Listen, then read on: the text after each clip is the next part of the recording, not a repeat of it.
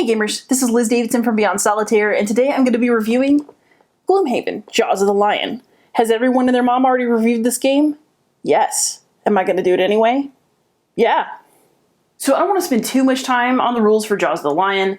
Tom's already covered those in his review on this same channel, but I do want to give a very quick overview of the game. Gloomhaven is a campaign game that will have storyline, some branching choices. I will say that the story is probably the weakest element of the game. I mean, it's fun, but it's not an amazing story. What you're in this for is the gameplay. So this is just the very intro scenario. You could sneeze and win it because it's the beginning of a tutorial sequence. But I don't want to spoil anything, so this is what I'm going to use. Gloomhaven is a game where you are essentially doing one dungeon crawl after another, battling against different groups of enemies, leveling up, and working with an increasingly powerful deck of cards. The card play in Gloomhaven is definitely the star of the show.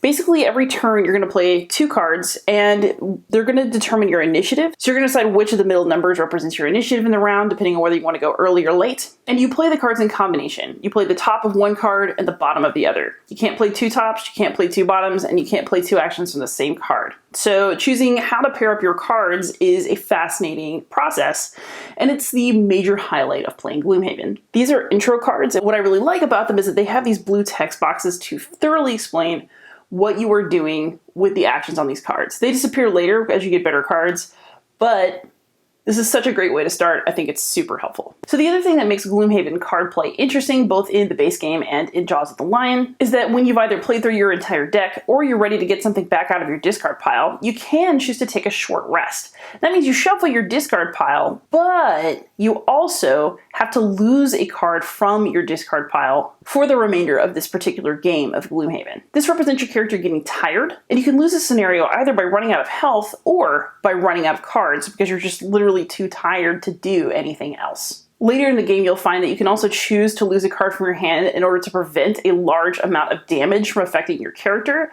so you'll also be making choices in that respect. Do you sacrifice a card to prevent some damage, or do you eat the damage to keep the maximum number of actions available from your hand? This game also has several RPG elements, so in later scenarios you'll be gaining experience. Those experience points will help you level up. Also, as with all RPGs, your attacks will be modified in some way. So whenever you make an attack on an enemy, you're going to draw a card from this deck, and you can actually adjust its contents as the game goes on. So you can choose to have a swingier modification deck or one that's more consistent. But you draw a card off the top, and in this case we have +0, so we know that whatever damage the red guard would have done, it's not modified by these cards. We can go up to +2. There's a card in there that makes your attack miss entirely. There's always a little bit of mystery and danger when you're drawing from this deck.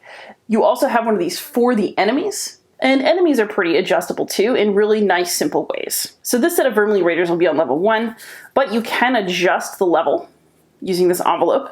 There are slots to calculate damage for each of the numbered standees. And while in the first scenario, the enemy AI runs according to very set rules, later in the game, there is a deck that is going to help determine what the initiative order and the actions of your opponents will be. A major change for Jaws of the Lion compared to Gloomhaven proper is this scenario book. So instead of having to set up map tiles, there's this scenario book that lets you play right here in the book. Everything you need for this scenario is on the page. Information about where to put enemies is on the hexes, and in the intro game there are little tips for how to handle various aspects of setup and gameplay. Also awesome is that if you need more map space, there's actually a supplemental book that has more maps in it that you just place underneath this one to get a bigger map. So all this sounds pretty simple, I think, but the real essence of Gloomhaven is again in that sweet, sweet card play and in the leveling up of your characters. So here we have the Red Guard and Hatchets. There are 2 other characters in the box. And if you have both this and Gloomhaven, you can mix and match characters between editions of the game. So an experienced Gloomhaven player might want this for just another campaign or even the characters in the box. Overall, this is a game that you're going to like if you enjoy clever card play, a buildup of character over time, the ability to level up and get better cards, and challenging tactical experiences against enemies. What makes Jaws of the Lion in particular very notable, again, is the 5 tutorial scenarios that'll really introduce you to the rules of the game. So the first scenario in big box Gloomhaven is notoriously difficult and turns some people off of the game. I would say this is a much smoother onboarding experience if that is what you're looking for. I also think the scenario books are a major innovation because big box Gloomhaven takes forever to set up. So now for some final thoughts. I think we all know that Gloomhaven, Jaws of the Lion is a fantastic game. And I actually want to push this conversation a little bit further. There's no question that the card play and the character development in Gloomhaven are fabulous. Having to choose which cards to play, worrying about which card you're going to lose when you have to take a short rest, choosing the best combinations of cards even when you don't know the initiative order, all of these things make for fabulous gameplay and exciting options. It's also great when you get new cards or access to better cards as your character evolves. But these things were also true of Gloomhaven proper in the big box. And yet, though I knew it was a good game, I actually didn't play it enough. The reason I've never reviewed Gloomhaven is that I've played it, I know it's a good game, but I haven't played it enough to actually make a really in-depth assessment of it, and I didn't feel comfortable doing a review. Gloomhaven Jaws of the Lion is a much more accessible game, not because it's easier, but because it's just so much more streamlined. The tutorial is wonderful when it comes to introducing new players, so much so that I've actually finally been able to teach my boyfriend this game, and so I've played a bunch of this game with 2 characters, and then I'm using the other 2 in a campaign with my boyfriend.